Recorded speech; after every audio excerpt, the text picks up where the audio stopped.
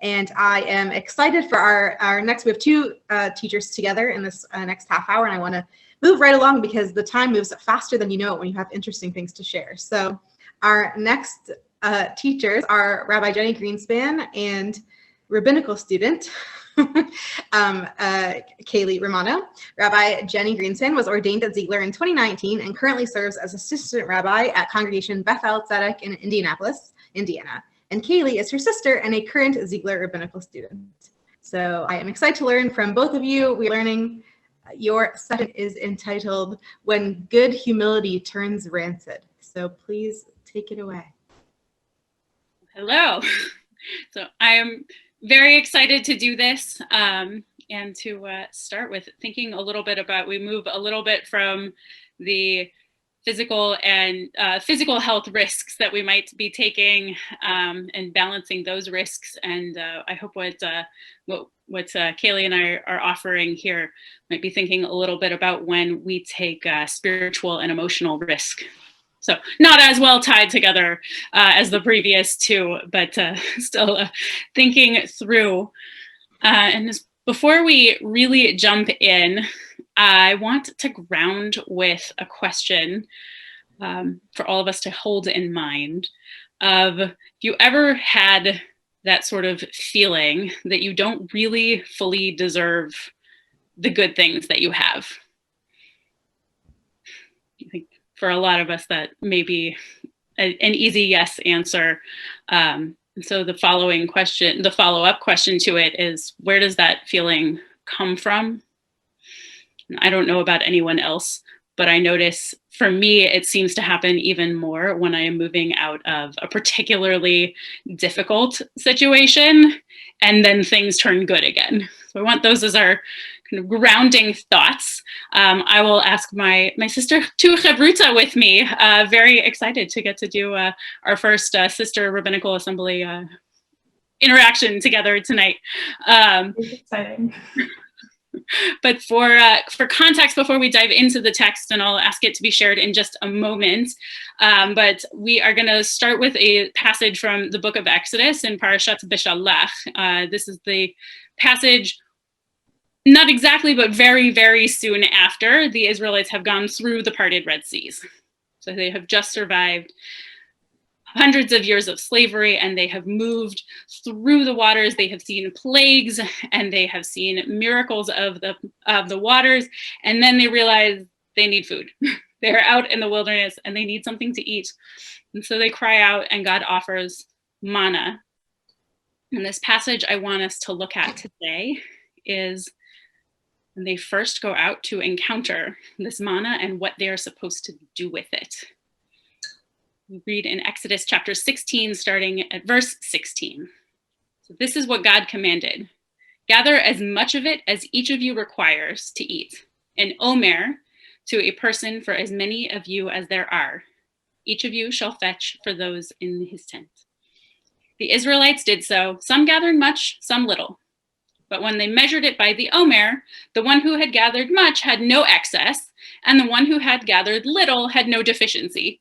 Each had gathered as much as they needed to eat. Moses said to them, "Let no one leave any of it over until morning." But they paid no attention to Moses. Some of them left it over until morning, and it became infested with maggots and stank. And Moses was angry with them. Essentially, their manna turned rancid.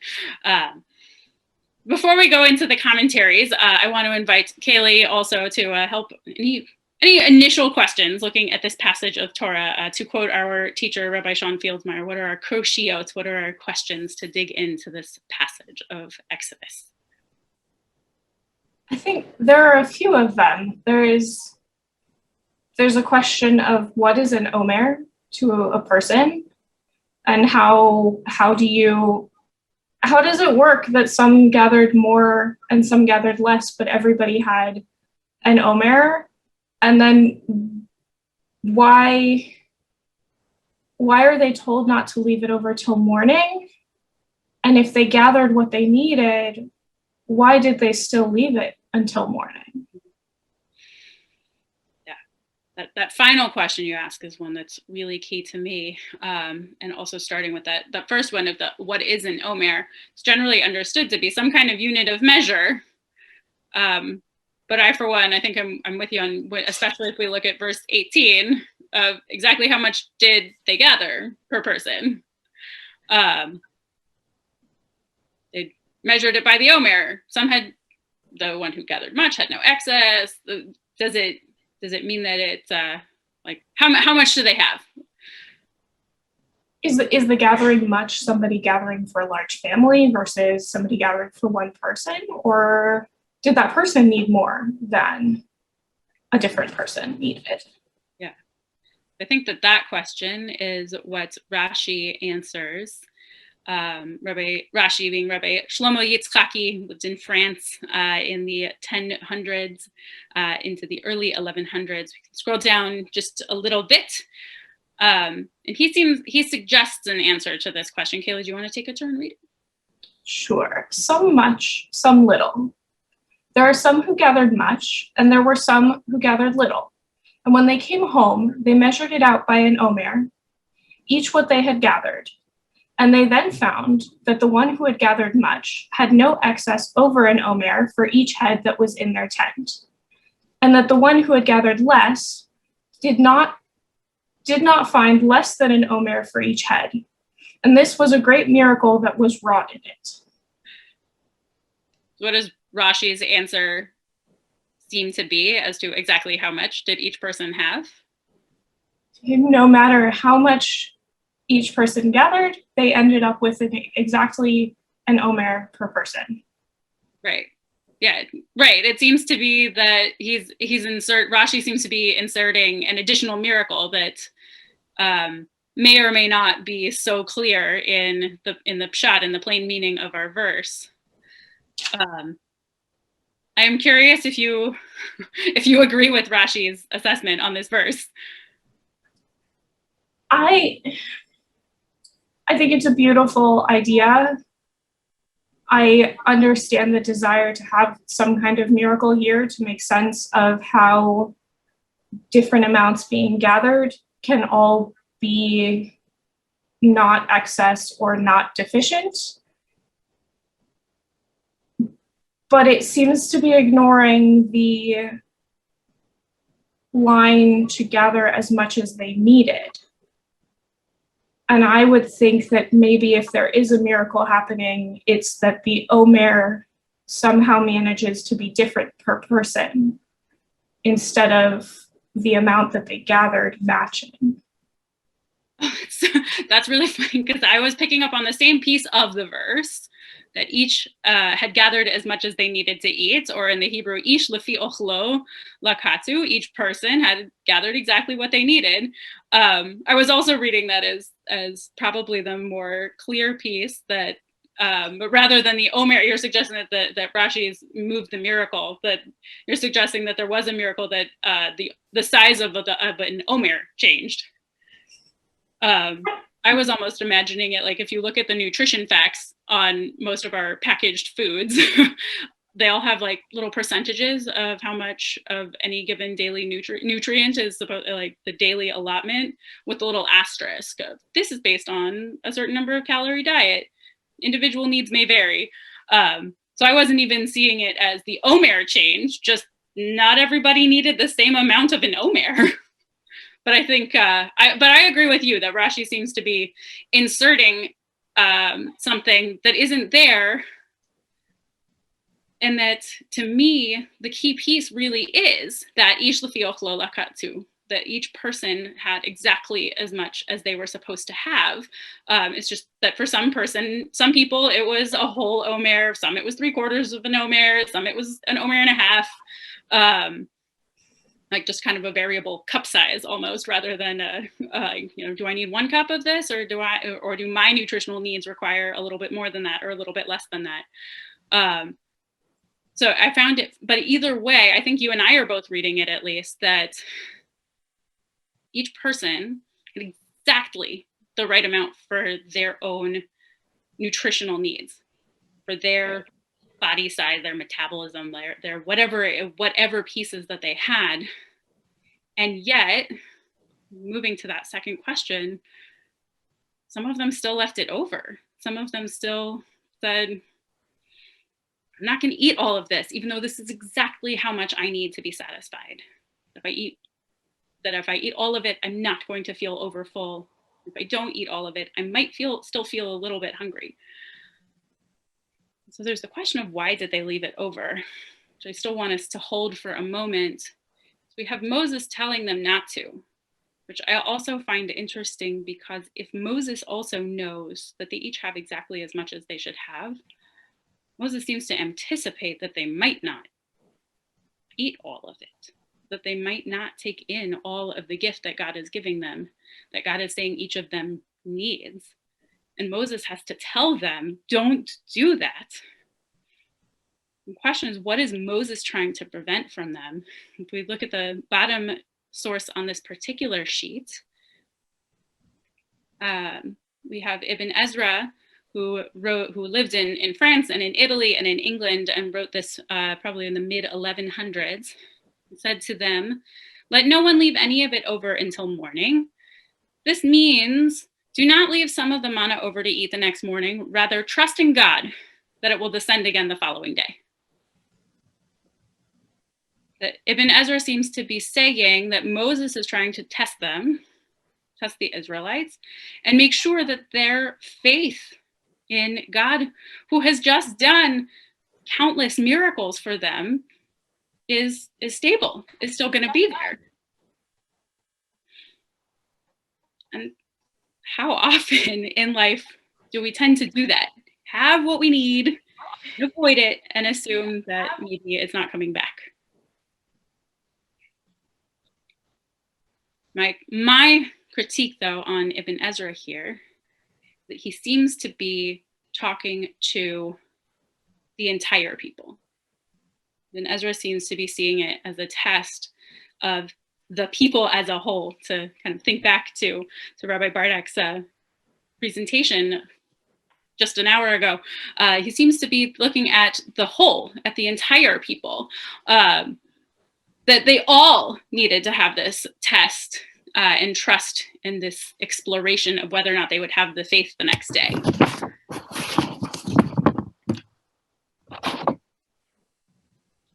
So, kind of curious. Kaylie, you have any thoughts before we move to my favorite piece of this text? I see we're about halfway.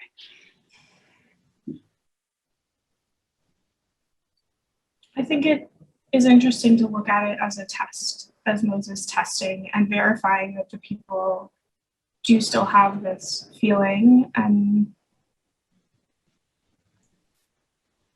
that layer of the entire community needs to have a trust in God, I think, is important. But also, I think I agree with you in saying that it's not everything. And it is interesting that Moses is the one who seems to be testing them here. Like, if we don't need to scroll back to it, but if anyone's looking at the source sheet, it seems it's Moses who says, don't leave any of it over. Like, that part of it doesn't seem to be in the commands from God about it. God says to go get it, and you'll gather it each day, and you'll eat it, and you'll have enough. And this is how I'm going to sustain you. These are my gifts to you. And it's Moses who seems to be saying, don't leave any of it over. I think which makes me wonder if if the same result would have occurred if Moses hadn't said anything. Which, of course, there's no way of knowing, because Moses did say it. Meaning, if Moses hadn't told them not to leave it over and they had, would it still have spoiled? Or if he hadn't mentioned leaving it over, if they wouldn't have thought of leaving it over at all. Maybe the very suggestion of you have what you need, but you might be tempted not to have all of it, triggered the temptation to not have all of it. The very suggestion that we might not need everything we are seems to trigger the reasoning of them not doing it. And almost like there it starts to, and this is where I want to like use this to move into the first text on the second sheet, is it almost starts to feel a little bit like they have some level of imposter syndrome. Like they're like, maybe they're supposed to have it, maybe they're not. I think of my very first Shabbat after I was ordained, and I went to visit Ikar for Shabbat. This was back when you could go and then have lunch afterward. And I was in line for food with Rabbi Artson, who, this was my first Shabbat after ordination, said, "Shabbat Shalom, Rabbi," and I giggled. I had this moment of like, am I supposed to have that title yet? Do I get to keep this mana?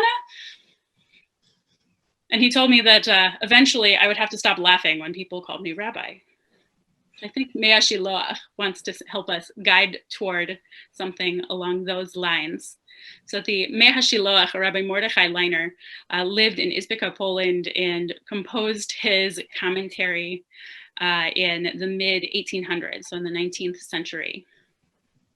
And he focuses in on why did the manna become infested?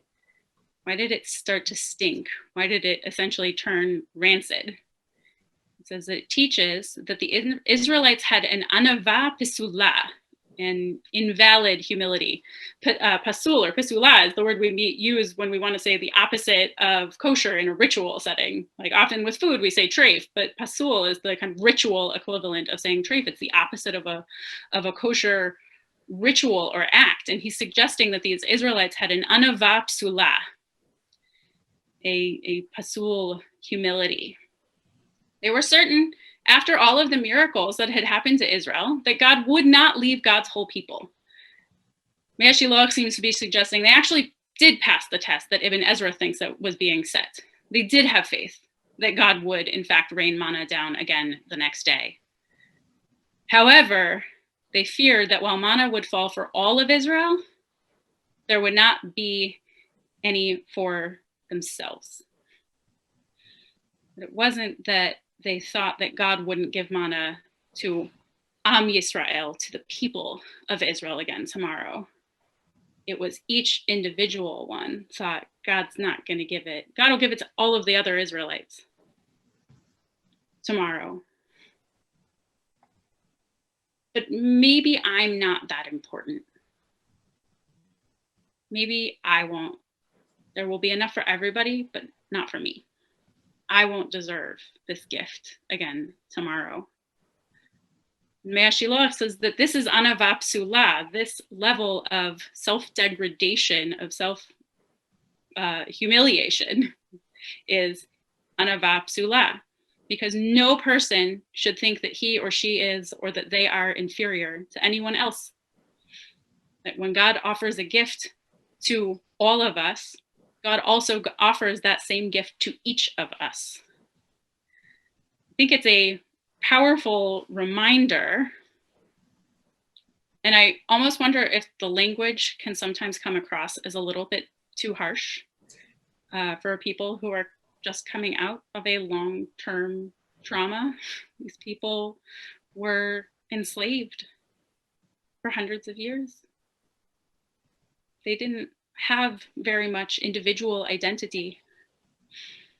And they may easily have said, okay, God saved all of us, but why me? God chose the people, but not Jenni, not Kaylie. God chose everybody, but not me specifically. And I think right now we sometimes need that reminder too. I think right now, as we do think about re-entering our physical spaces together, as we figure out how to move beyond this pandemic, we also need the reminder that each of us has experienced some level of pain and of trauma, and that each of us has gifts that are deserved. And we each have our pains that deserve to be addressed.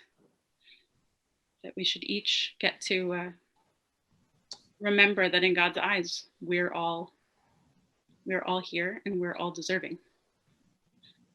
Pause for thought.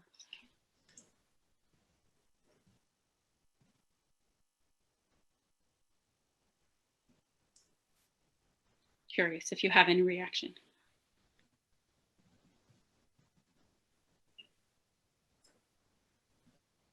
I think this structure is something that's very easy for almost anyone to fall into, that the group deserves something, but I only deserve it because I'm a part of it, not because I have warranted it myself. And I think this is a really good reminder of that both of those things can be true, that the group has deserved it, but also the person has deserved it, whether or not they feel like they did. And that they each deserve to get to have the fullness of the gifts that God was offering, that they each deserve the opportunity of the fullness of life and satiety, and of reaching out to one another and being a part of this community.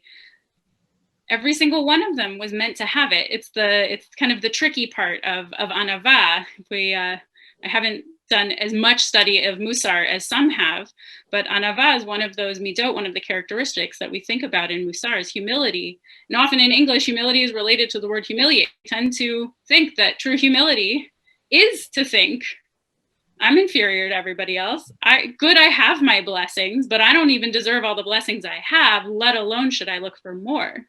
And yet anava in Musar comes to tell us we have to find the right balance, that it's not either total humiliation or total pride.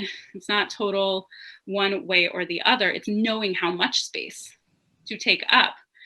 And so here, Meir Shilach seems to be saying it's anava psula, is to say, I don't deserve anything. But that's actually just as, that kind of humility is just as broken as it would be to say, I am the greatest and don't need to be checked in any way whatsoever. We all need sometimes the reminder that no person should think that he or she is, or that they're inferior to anybody else. And that when God offers us gifts, we're supposed to use them, to hold on to them, and to put them out into the world as fully and possibly as we can. My final text comes from Rabbi Nachman of Bretzlav, who was famously someone who both said, mitzvah gadola liot b'simcha, it's a great mitzvah to be happy and to be joyful, and yet also is known to have struggled with a fair amount of depression. It could be very easily one who would fall into the anava psula trap, the trap of I don't deserve the blessings I have. And this statement is attributed to him. Hayom bo noladet hu hayom bo hechlet hakadosh baruch hu sha'olam eno yechol litkayem beladech. The day on which you were born is the day that the Holy One decided the world could no longer exist without you. So bring this one to say, what is the mana that's fallen for us now? What is the mana that each of us carries that we may or may not be using in full? We may be let rest. We think out of humility, but really it's sitting and perhaps getting a little bit spoiled and smelly, perhaps turning rancid. What are those gifts that God put into the world by our very births and that we're ignoring? Perhaps for some, there's the gift of analysis, of perspective, of creativity. Sure, we all can think of others. Yeah, Kaylie, I see you. Others? No, it looked like you were about to speak. Oh, no. The slightly awkward part of doing it back and forth. See, I think that this text, these all together, this thread of mana coming from God and us being told not to leave it over. And not only is God, like perhaps Moses is taking it in direction from God, but it's our leader. It's not even coming directly from God, but from another human being saying, don't leave it over. Your gifts that God has given you are yours in full. You have exactly what you need. You have exactly the right amount. You deserve to take up exactly the right amount of space. And so Rabbi Nachman comes and says, these gifts were put in the world because God needed you to have these gifts in the world. So as we enter Shavuot, we're now pretty entered into Shavuot, at least here in the Eastern time zone, we are approaching midnight. But we each have these gifts, and we're approaching this moment in the midnight hours of receiving Torah. And so my hope for us is to remind us that we also each have manna. We have the Torah and the gifts that are within us. We have the Torah that we receive and that we share and that we teach with one another. And we have the Torah that is our very souls, the Torah that is exactly who we are. So I hope to offer the reminder that we all have our gifts, we all have our manna, we all have Torah in this world that needs to come through us, that God wants and needs every single one of us. And our trick in life, in teaching, and in our exploration of Torah as a whole is to find out exactly what God needed us in this world, and to dare to do it. As we fully reach our midnight moments of Shavuot, at least here in the Eastern time zone.